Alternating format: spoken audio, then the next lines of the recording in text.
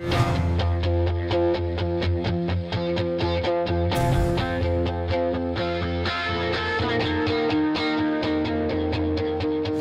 guys, for sitting down and talking with little old me. He made us. Yeah. No, it's a good idea. I think it's a, it's a neat great idea, and I think it's, you know, you get your chance to ask anything you want.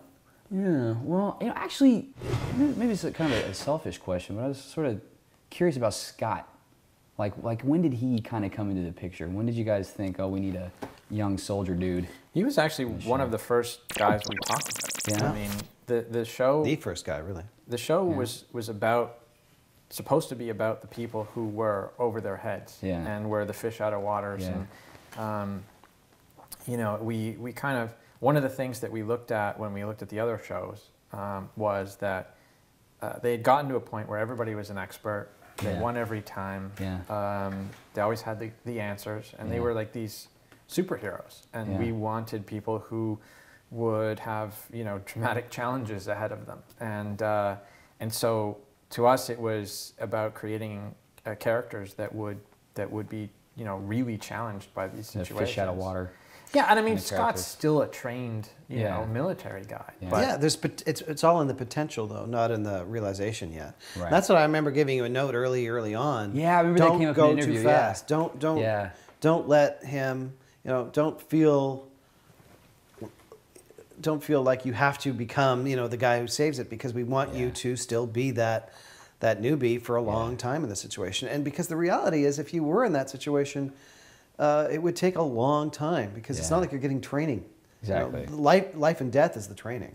Were there different, I don't know, as you guys were thinking about Scott in the beginning, even before the pilot was written, were there like aspects of his personality or different sides of Scott that kind of didn't end up on the page, or did you guys have ideas about him?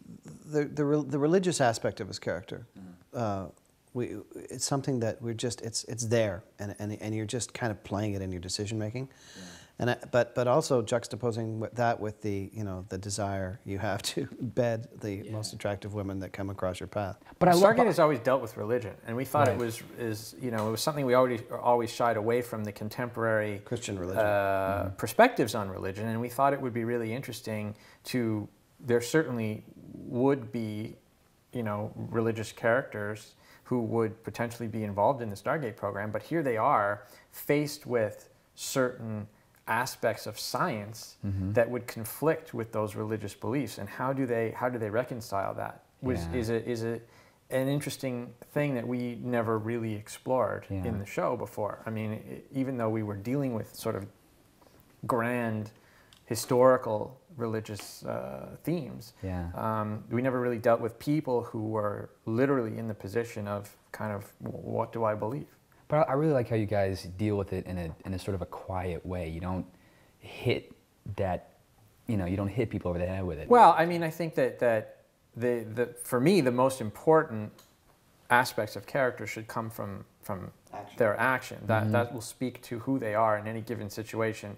I think that from the point on of Air Part 3, we may know only certain tidbits about your past, but I think that if you surveyed most people about what Scott would do in any given situation, they would probably get most of those questions right.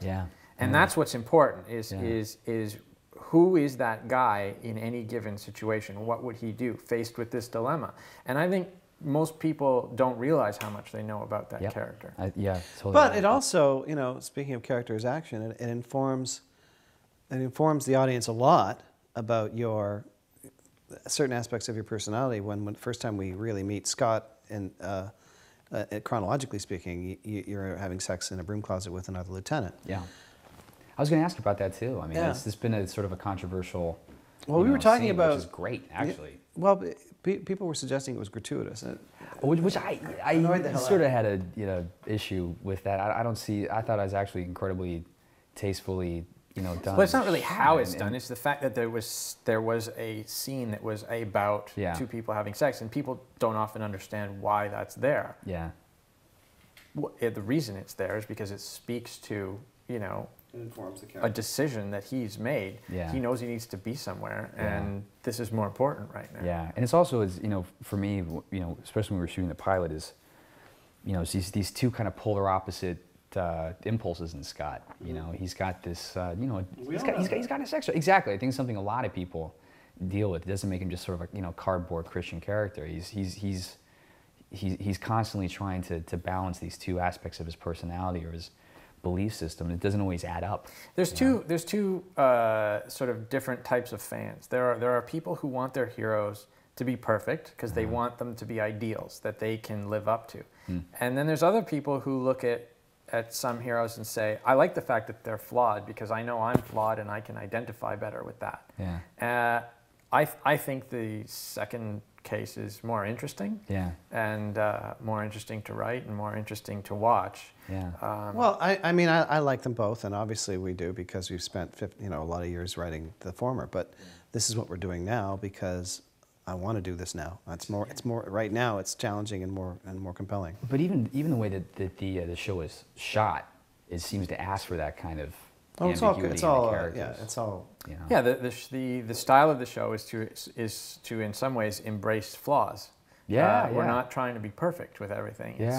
It's got a sort of edgy quality. If we get a flare in the lens, we go with it. I mean, everything about it is supposed to be a little more, you know, real. Spontaneous looking. Yeah. Have you guys been surprised about that? I mean, It's worked great, and I think that the thing that we don't give enough credit to in terms of the style is how much it's improved performances. Not that the actors we have aren't phenomenal, but I think that everything we hoped for in terms of giving you the freedom to kind of act the scene out has really paid off. Yeah. I think that really shows that there's a natural quality to the performances that is really being helped by that style. From not having to stand on a sandbag. Overlaps, and and overlaps. the real dynamic in if you're in two shots and it's dueling cameras, you can do overlaps, and people can interrupt each other and speak on top of each other and overstep each other's lines in a way that people do that people don't understand, that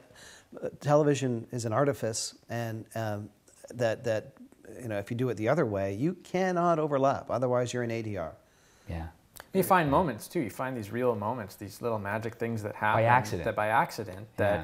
What you're doing, what you deserve credit for, is setting up the situation for those accidents to happen. It's kind of accidentally on purpose. You're really kind of, setting yourself up to have these magic moments fall into place.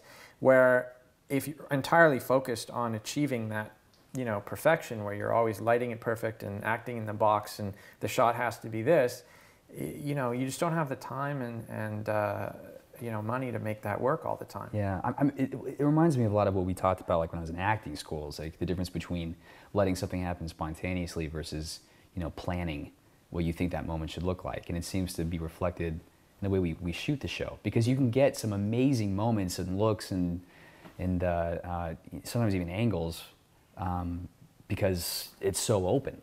Things happen you couldn't have planned for. You couldn't have been in a production meeting and said, wouldn't it be great if we caught this flare at the same moment that Young was thinking about his wife? We do actually. Are you serious? Yeah. Yeah. I mean, if you you've sat behind the monitors long enough to know that like that light up there and the end of light, they really wanted a flare right behind him for that moment. But the great thing about it, though, is it appears to happen completely naturally. It doesn't look like a choice. But again, I mean, where we found those moments is things like you're in a big scene with a whole bunch of people in the mess hall, and there's two cameras that are kind of roaming around. Everybody needs to be acting all the time. And so this camera just happens to catch that those people had a really wry look on their face while you're saying something. That places a great comment on the scene that you might not have gotten had you basically tried to set that up, because you just can't think of all those things. You get this sort of texture that comes from having everybody always performing, even when they're supposedly off camera, because they may not be off camera. They know that they have to be reacting to things. All the time, because we, 60% of the time we don't know where the cameras are. Which is great. We were shooting something the other day, and Ryan was behind a wall, literally. Those kind of grating things. That happens. We do a lot of that. And that's great. I mean, for us, that's gold, because something can be different in a take. Someone can even make a mistake, miss a line, but that reaction can still be Yeah. complete gold, because I mean, shots that they actually pick. You Yeah. know, the They're freedom finding that it. they get. Yeah. They're finding it, yeah. Well, cool. Thanks, guys, for sitting That down was fun, and man. have a little chat Thank with you. me. Thanks, guys. See you on set. Yeah. We'll be back.